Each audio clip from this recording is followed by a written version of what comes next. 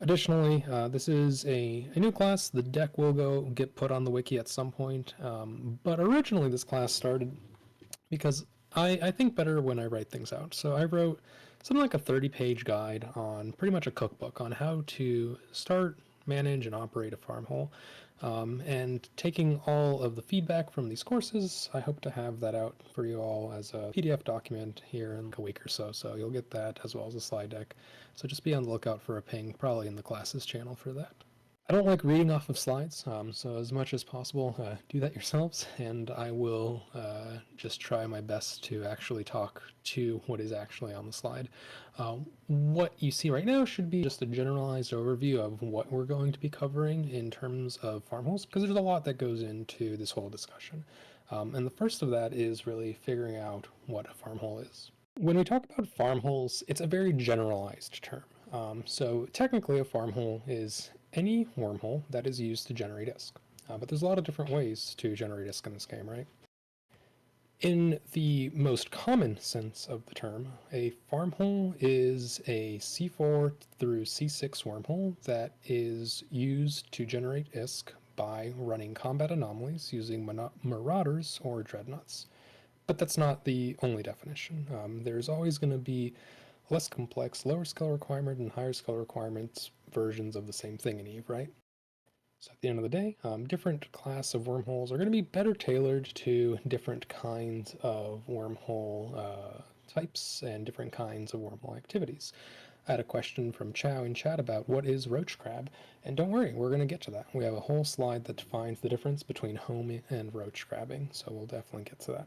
At the end of the day, whenever we look at the different types of farm holes, the decision that should really go into this is what your end goal is, how you are trying to generate ISK, how much you want to invest into your ISK generation engine, and that kind of brings us to requirements. So there's two kinds of requirements in order to have a farm hole.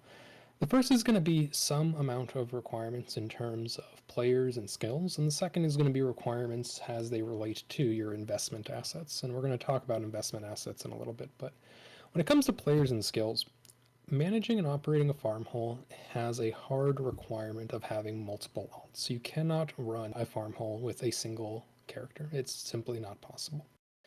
The main reason for this is one of the most important parts of safely operating in a farm hole is being able to roll wormholes, and we'll talk more about that in a little bit later. But at the end of the day, you cannot do this with a single character. Conversely, a hole itself simply doesn't have enough resources to support farming operations by more than a couple of characters, 2-3 players maximum. Occasionally you can go a little bit higher than that if you have very low activity characters, but very rarely should you go above 3 characters in a single farm hole.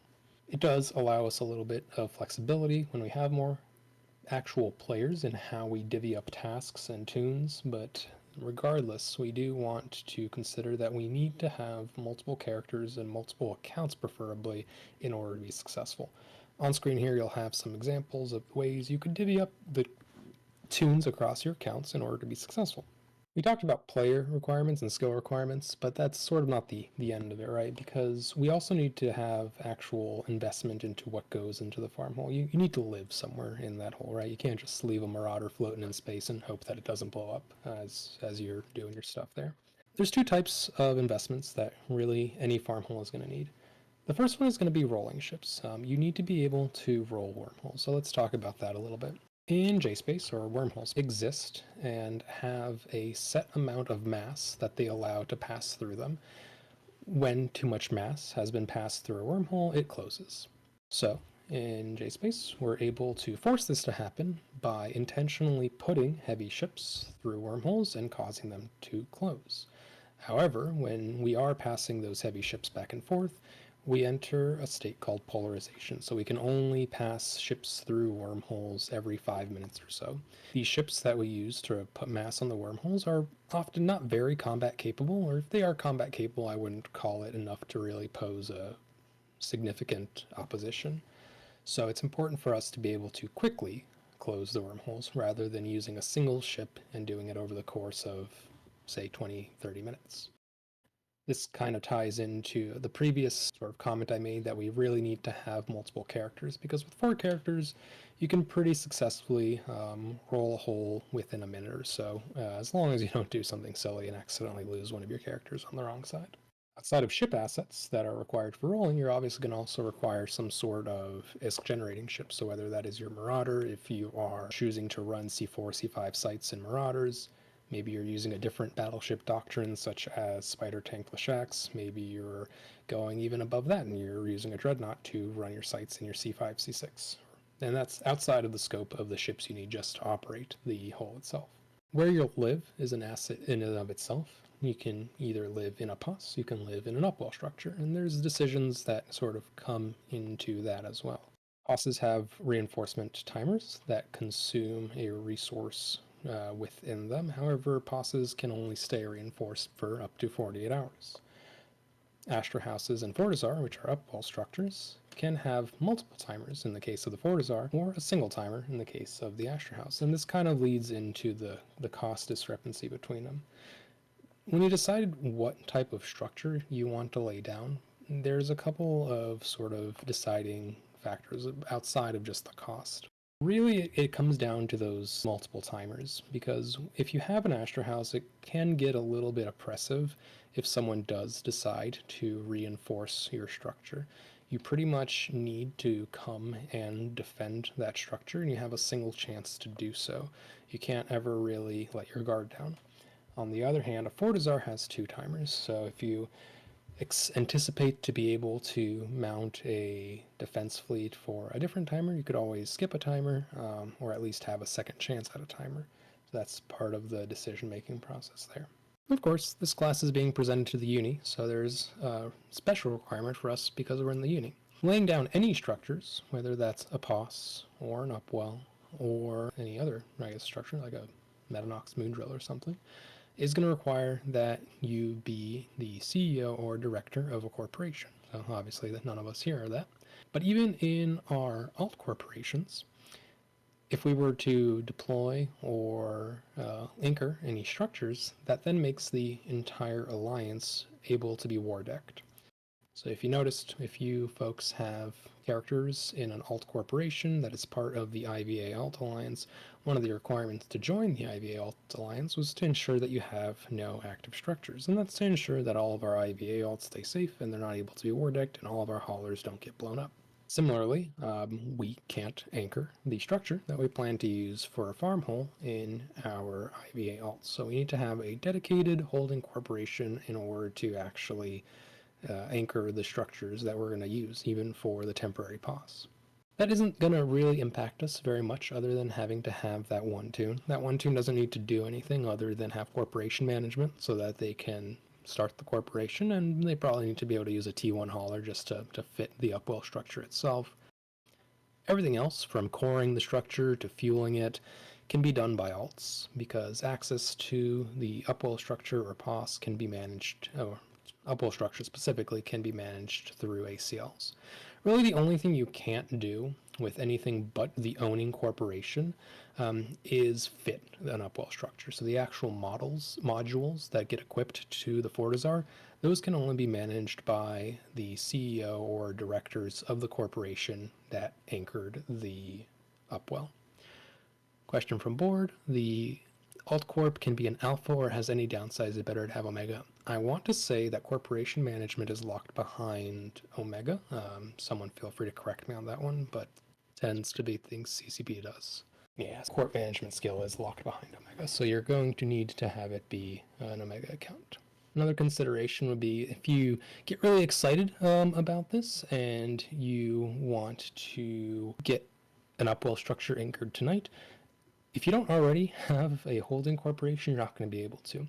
When you create a corporation, you're not actually allowed to anchor anything until you've passed a 7-day sort of timer period of having, I guess, initiated the corporation itself.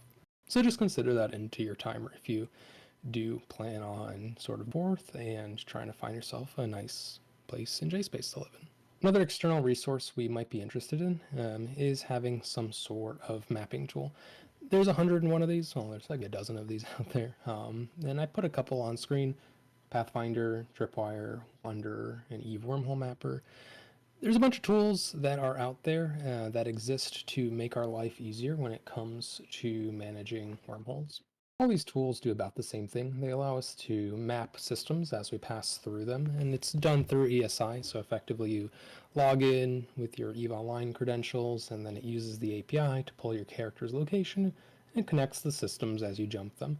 It makes it very easy for you to find your way back so that you can manage your farmhole and where it lives in relation to the rest of New Eden, because of course wormholes live in their own sort of disconnected, discombobulated space. Of all these tools, you have several different options on how to use them. Some of them will have software as a service versions where you are not running the application on your computer. Instead, you're just using the application online. It's a fully web-based application. Some of these are free, some of these you have to pay, usually with like subscriptions in order to use them. Some of them are fully free. So a fully free one I can think of is actually not listed here on this screen because I only just recently learned about it. I believe it's called Galaxy Finder, maybe? Is that the right word for that one? Let's see if I can Google it. Yeah, Finder. So Galaxy Finder is fully free, doesn't have any like blocked features, unlike some of the other tools which do. That all being said, you also have the option to self-host a lot of these tools, which gets you around the paywalled features. So you get full feature set.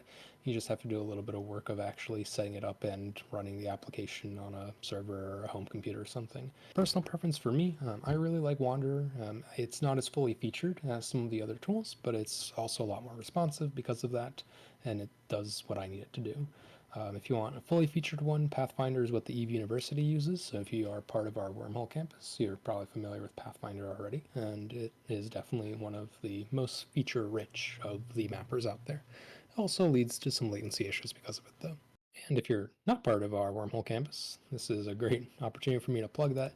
In Wormhole community, you'll learn all the skills that you would need to be successful in a wormhole. So if you're not sure if you'll be able to understand or be able to do all the regular stuff that goes along with wormhole living, well, WHC is definitely a place that you can learn all this. Earlier in this session, we had a question that was related to what roach crabbing is. So when we do have a farmhole, there are various things we can do, right? And that's not to say that any of this is mutually exclusive. Just because we're crabbing or running sites doesn't mean we can't also be doing industry in the same hole. That being said, there's different sort of aspects and assets of the same thing. When you're running sites in a farmhole, there's effectively two ways you could do this.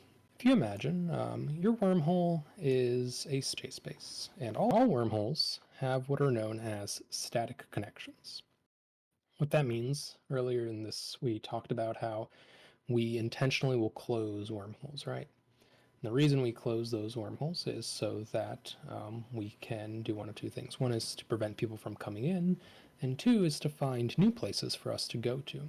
Whenever we close a wormhole, that is what we call a static connection in that wormhole, a new one will spawn of the same type. So as an example, and here we see that of the 2,600 wormhole systems in EVE, about 270 of them are C4 wormholes that have a C4 static in them, which means that they themselves are of class 4, and then they also have a C4 hole that's attached to them. This allows us to theoretically go into the next door wormhole, run the sites in there, come back home, roll the wormhole, and then have a fresh new one to start all over again with.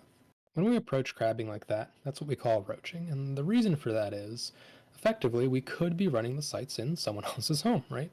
So, hence roach. When you're home crabbing, you're not doing that. You're running sites in your own home, however, you're kind of of RNG. The way that your site spawns will work in home crabbing is that whenever anybody either completes or activates and then the site naturally despawns, so whenever a site despawns naturally or from being completed in a region, a new site will spawn in the same region, not necessarily in the same hole. So as a result, it's a little bit of RNG to actually have enough sites to run in your home system. If you don't plan on crabbing that often, that might be okay. If you anticipate running wormhole sites as being your only source of generating ISK, well, that's not really going to work. And that's when roaching might be more acceptable. There's also another consideration of how much ISK you're fielding. If you are running sites with dreadnoughts, you might not want to roach in dreads because you don't have enough liquid ISK to afford that inevitable loss. On the other hand, if you do have the liquid ISK and you can afford it, well, then it's definitely an easy way to generate a lot of ISK on demand very fast. These slides are a little bit out of order, but when we actually are working on setting up our wormhole, something that we need to consider is the process of anchoring our home. And this is possibly one of the most dangerous times for our wormhole itself and for our farm. The reason for that is because when we actually anchor a structure, it doesn't immediately become usable. It takes 24 hours for it to exit what's called an anchoring state, and during that anchoring state, nobody can really do anything to it. However, immediately upon exiting this anchoring state, it is completely defenseless, and we need to insert something called a core into it. Once that core is inserted, the structure enters a low power state until we also equip a module, which that can be done fairly quickly. So really, once we are entering the core, we probably should also be able to very easily enter whatever modules, and then it hits a 15-minute timer, it repairs, and we get a normal state upwell structure that has reinforcement timers and all that good stuff. That being said, this entire process is 15 minutes where it can be blown up by absolutely anyone, and you can do nothing but either mount a defense fleet or just watch your 210 bill structure get exploded. We'll talk more about how we can manage and mitigate this risk a little bit later, but this is something we should consider, that during our anchoring is when we have the most risk of our farm. And with that, we'll talk a little bit about risks and how to mitigate them. As we just said, anchoring is probably one of the riskiest points for our farm. And the way that we can mitigate this is by rolling off connections. So what we talked about earlier was how when we are rolling off wormholes, we're essentially closing them. Any wormhole that is not one of the one or two statics to that wormhole, when they get rolled off because you've put mass through it, will just be gone. Nothing new will come up in its place. However, when you roll off those statics, a new one will appear almost immediately. But the wormhole has two sides. There's the side on your farm, which is the static side, and there's another side that leads to some other JSpace or possibly known space system that is going to be a K162 type wormhole. And if you bear with me while I pull up a quick link, there we go. So when someone finds a new wormhole signature, so after that wormhole has been scanned down, after the previous connection was rolled, until somebody warps to that signature, the opposite side, so the side of your static, is invisible or it does not exist. So it cannot be accessed. Nobody can come into your system. Now, as soon as you initiate warp to that wormhole is when the door quote unquote opens. It has a potential of opening every few minutes. Or if somebody jumps through it, it immediately becomes visible on the other side. So the takeaway here is that when you are rolling off your connections and you've found your new static signature, you should not warp to it, because upon warping to it, you've pretty much opened the door. Immediately, it's not gonna appear immediately on the other side, but it will eventually. And to keep your structure and the stuff in it safe, you're going to want to ensure that that's not the case. The next risk is going to be getting ganked during farming. So when you're actually running sites, this is why we, again, should always roll holes. I was asked very kindly to share this during the class today. Literally, what is it? Maybe 30 minutes ago, there was somebody that was running sites in their nice little C4 farm hole, and they didn't roll off their connections. And it's very easy for anyone down the chain to find them, and especially with Marauders and Dreadnoughts that have a siege mode activation that locks them in place for sometimes minutes at a time, you're pretty much a sitting target for anybody that has enough time to mount a significant or sometimes even insignificant force against you. How do we know he didn't roll the connections? Well, because we were able to get to his wormhole. Because if he had rolled the connections, then we wouldn't have been able to actually get in there without a seed. That actually brings up a good point that I missed during the attacks during anchoring phase. So when you are anchoring your structure, so for that 24-hour anchoring period, during the 24 hours, at any point, somebody could theoretically stumble upon your structure and notice that it's anchoring. So that in of itself is a risk. Somebody who is of the right mindset might see, oh hey, an anchoring structure, and they'll put a seed or an alpha account that is in a T1 Heron in your system, and they'll make a note of what the timer is on the anchoring. Then, about 3 to 4 hours before that timer, they'll log in that alpha account, they'll scan their way out to a known space, they'll find a 2-jump Jita, and then they'll bring their 3 friends with 20 Kikimoras, and they'll blow up your structure as soon as it anchors. So to prevent that, you want to keep the holes to your wormhole closed as much as possible. So again, you roll off those connections. So with the holes all rolled off, technically nobody can find your wormhole. Now, as soon as you see a new signature appear in your system because someone has rolled into your hole, you can consider it compromised. Any explorer could, at that point, through the newly popped signature, come into your system and then warp to one of those static wormholes that you left closed. You didn't ever warp to your signature, but now this random guy in Animicus just did, and he's opened up your doors. So good habits during that 24-hour period is to log in and check every, like, I don't know, 4 6 hours or something like that, and just make sure that there haven't been any new signatures that potentially populated, and if they have, roll off that connection, and also consider your statics compromised and roll those off as well. And that's how you can ensure that you're not leaving your actual wormhole open during the anchoring period.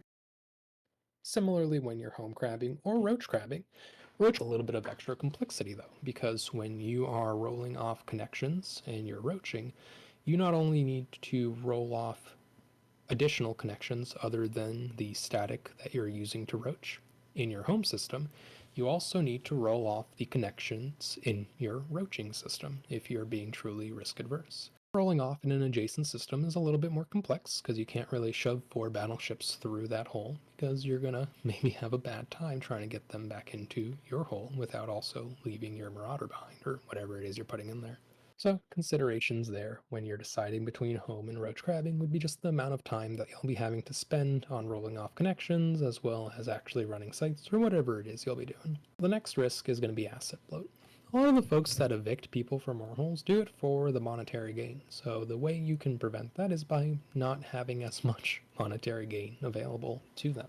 You really shouldn't ever be hoarding ISK in your farm hole, even if it means just dumping it in the first case space that you find and then contracting like Red Frog or something to get all that blue loot to Jita for you or whatever the closest NPC buy order is. You really don't want to be sitting on billions and billions of ISK in blue loot because that just makes you a very easy target. For larger corporations, we do something called a structure flip, where we unanchor a structure, and this causes all of the hangars of folks to basically get dumped into space. It basically forces people to keep their hangars clean and move their stuff to a temporary staging so that we can find what's been shoved into corners by people who have left. For smaller groups and farmholes, this isn't necessary. However, there could still be some benefits of doing structure flips. The reason behind that is tied to the way that Eve documents its structures. Whenever you anchor a structure, it gets a sequential structure ID. So based off of structure ID number, people can estimate how old your structure is or how long it's been anchored. The folks that go after structures for potential monetary gain intentionally target structures they see have been anchored for a long time. So even if it's a small 2-man corp and you have a very good sort of grasp on what assets you have and what assets you're holding in the farm hole, it still might be a benefit to do the structure flip anyway. In terms of managing those assets that you have in your farm holes, using a tool like JEV Assets is probably the easiest way to do so, so you can get a nice singularized view across multiple characters and not have to try to worry about doing it with the asset finder in game. Question. People who evict would look into the structure ID to know if a structure or not has been anchored in order to decide if they are a good target or not. Some people do, not, I would say not all people. And then another Q, wait, don't hangers get sent to asset safety? No, not in wormhole space. We have no asset safety in wormhole space. Q, blue loot. Blue, what we call the drops that are dropped by sites, anomalies in wormhole sites. So similar to how you get bounties when you kill rats in or NPCs in known space, we don't get bounties in wormhole space. Instead, we get a series of 4 items, which are blue boxes, hence blue loot, that are sold for a high value. I think that is all the questions so far. I haven't missed anything? No, I have not. And sorry, I'm starting to lose my voice apparently. The next thing to consider is system effects. Certain system effects give us at least a time to pause and consider because of the potential implications it has to risk management. Some that I want to touch on are wolf rayets, magnetars, and pulsars. Pulsars aren't on screen because they actually shift the tides in the opposite direction, but let's talk about wolf rayets and magnetars first. The wolf rayet effect increases the damage of small guns. It also decreases your signature radius. What this means is that small ships are very powerful. It also synergistically works very well with the Kikimora, which has a spooling DPS effect. It is very easy to get a Kikimora well past 1000 DPS, 2000 DPS even, in a wolf rayet. A Kikimora costs less than 100 million ISK, and it can be easily flown with a pilot that has a single skill injector. This makes it a eviction tool of choice. In wolf rayets, you can easily be reinforced by folks flying fleets of Kikis. Of course, this is a risk in any type of wormhole, but it's especially true in a wolf rayet, where a group of just 2 or 3 Kikis is effectively the same as 2 or 3 Leshaks. Magnetars have a risk they bring for a little bit of a different reason. So a Magnetar increases the damage your weapons do at a minor impact to tracking, which doesn't really affect Marauders for the type of sites they run. Magnetars, because of the increased damage, make running the sites a lot quicker. By increasing your DPS, you're going to run the sites faster, you're going to make more ISK per hour, right? Which means that a lot of folks who do crab want to do so in a Magnetar so that they can be running as efficiently as possible, as quickly as possible, and making as much ISK as possible per hour. As a result, these systems with the Magnetar effect are very contested among folks who want to be ISK efficient. Hold on, is the Magnetar the one that like dampens your repairers, or was that Pulsar? The local repair dampening is cataclysmic. So, yeah. Magnetar increases DPS, and it decreases your tracking. There's some other effects too. The other effect to touch on is going to be the pulsar. So the pulsar is sort of swinging the tides the opposite direction. It actually makes your system less of a risk. And the main reason for this is because, again, of the way the pulsar effects work. They increase your shield raw HP, so your buffer amount, and they decrease your capacitor recharge time, which effectively means that they make you more cap stable. Synergistically, this works very well with a common wormhole defense fleet. In wormhole community, wormhole campus specifically, we call it SBC. It's our Drakes and Bazzies. In larger wormhole groups, they call it Nighthawks because it's, well, Nighthawks and Bazzies. This doctrine is very effective at home defense, and in a pulsar, it's doubly so. Moving on. Another risk that we want to mitigate as much as possible is losing seed. And what I mean by losing seed is losing access to our farm hole. Possibly one of the saddest things that can happen is you've set up this very nice farm hole, billions of assets in it, you're running, and then you don't leave any of your characters in it. And the connections that lead you back home just die, whether somebody rolls them or maybe they went out of life and the wormhole disappeared, and now you effectively have no way to get back into your farm until you stumble across it again or you pay a service to find it for you. As a result, you really should never be leaving your wormhole without a seed in it. At a very minimum, you should consider that you have yourself, even if you have a person that you're in the farm hole with, each person should have a minimum of 2 scanners that live in that farm, and they should never be taking both of those scanners out of the farm at the same time. There should always be one alt that can scan in the farm from each person at any given time. I cannot reiterate this more strongly. It is the single easiest and the single silliest way to lose a farm. And finally, in the event of total loss, or in the event of eviction, we don't want to necessarily experience a total loss. If you have a farm hole, it's going to be evicted. It's not a question of if, it's a question of when. So we should focus on what we can do to avoid the financial impact that that will bring. There's a couple of different ways we can do this, and the most common involves the use of what's colloquially called a suitcase. A suitcase is any ship that has a large hangar or storage, so it could be a freighter, could be a DST, could be an Orca, and it's able to store a lot of space. The reason this works is because, let's say we anticipate losing our structure, we know that we're not going to be able to defend it. Well, we can rip apart all of our ships, repackage them, shove them in our suitcases, and then leave a pilot in that ship and log off.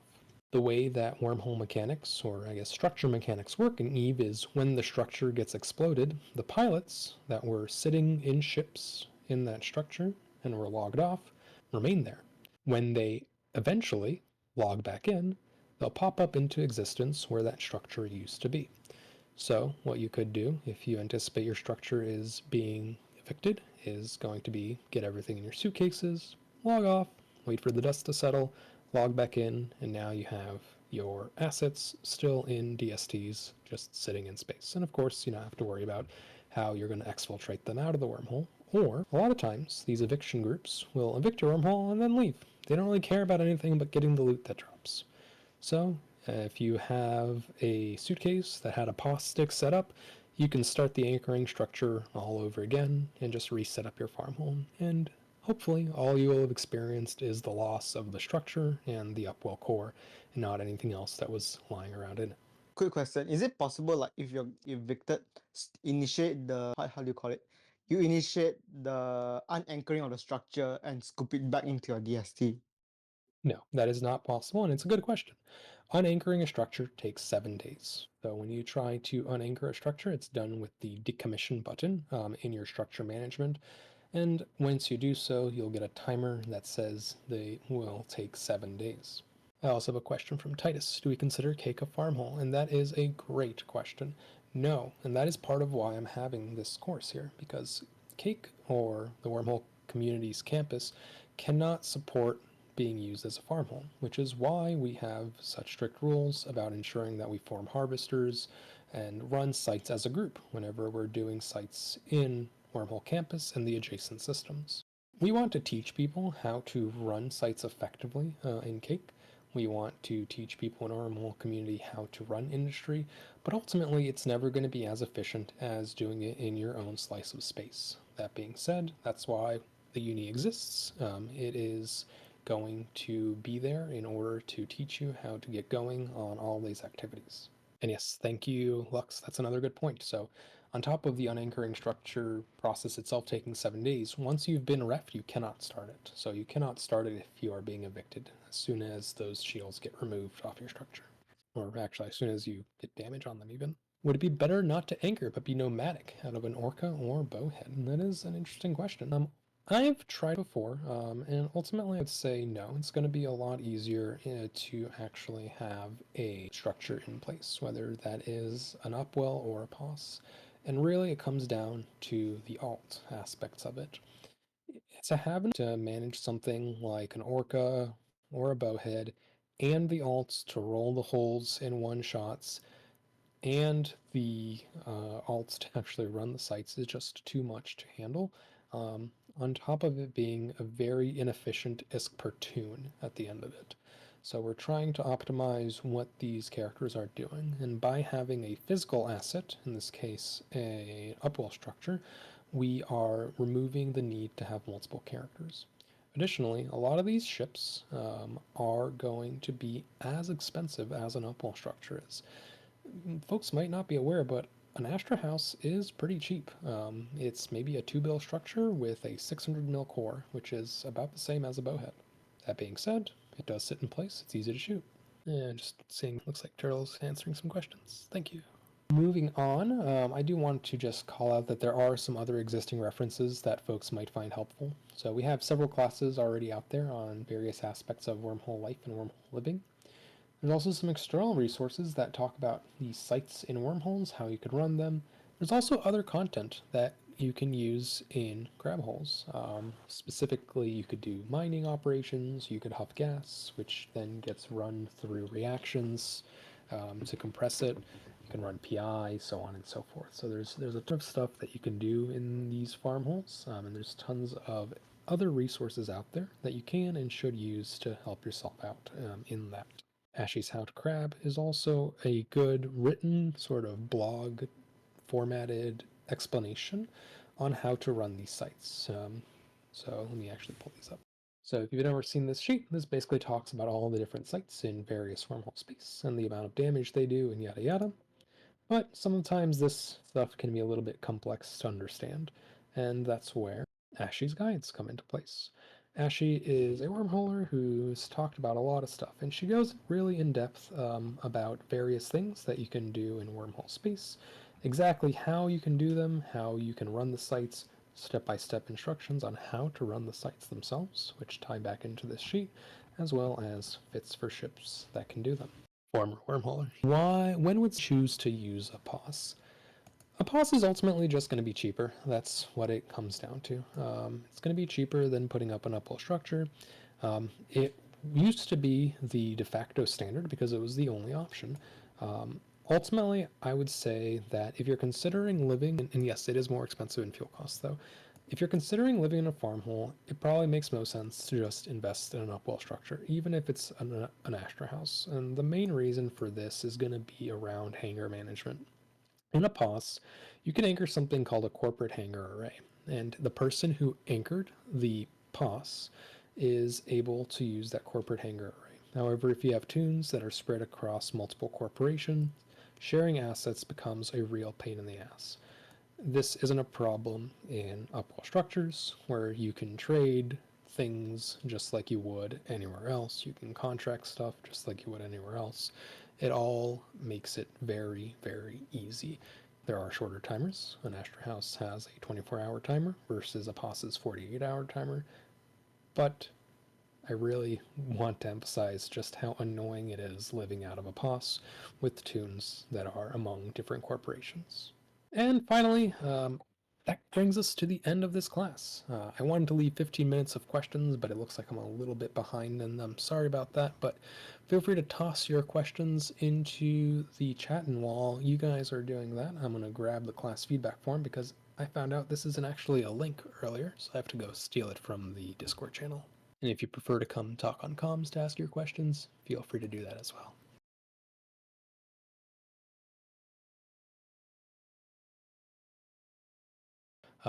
Wormholes have fairly good amounts of nice specifically as minerals.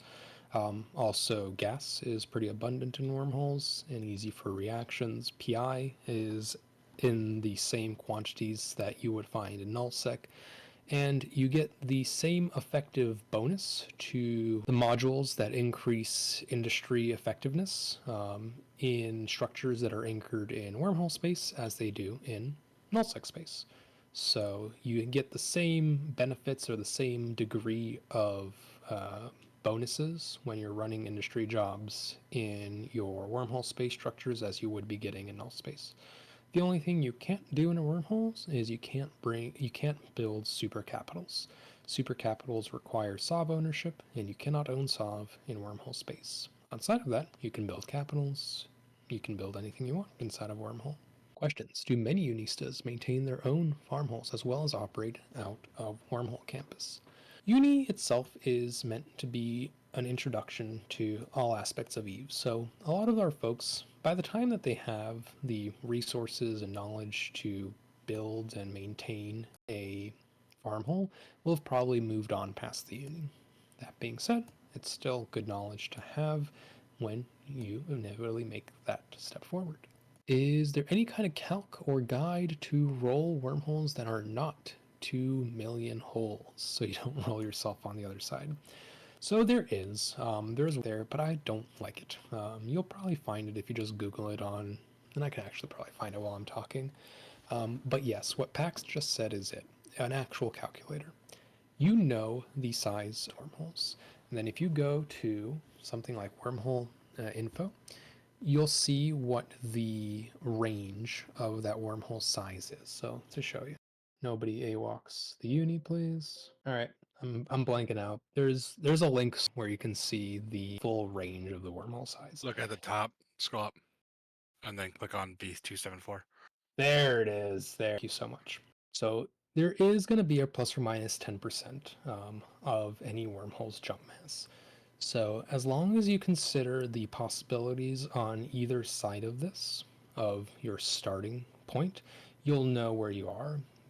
And you always are going to know where shrink and I think maybe, is it you? Yeah, this is the one I wanted. You're always going to know exactly where you are in terms of the percentage of that based off of the text in the wormhole. If you account for these plus the plus 10%, or somewhere in there, you'll know exactly where you are in the math. So yes, doing math is the way to do it. And the reason for this is also going to be that really you're probably not going to use the same rollers that the uni does. The uni uses a standard Praxis or whatever roller that is going to be like 200 cold, 300. But if you're rolling, let's say, a medium hole that doesn't allow more than 65 million pounds or tons or whatever the hell it is through, then you're not going to be able to use those. You're going to have to use cruisers with no Higgs anchor. So you're going to have to figure out based off of your farm hole exactly what statics you're going to end up having to roll, what other wormholes you're going to have to roll. Doing the math yourself is a good way to just be comfortable with rolling no matter what size hole it is. Yes, and your skills will change that as well because a lot of these rollers get their mass through armor plates, and the armor layering skill actually reduces the mass impact of those armor plates. So yes, you really do need to sort of figure it out yourself. The Wormhole Campus rolling chart, so for the folks that don't know what the hell I'm talking about, in Wormhole Campus, whenever we roll Wormhole, we have a very nice flowchart, and as long as you follow this flowchart, you will literally never be rolled out of a hole.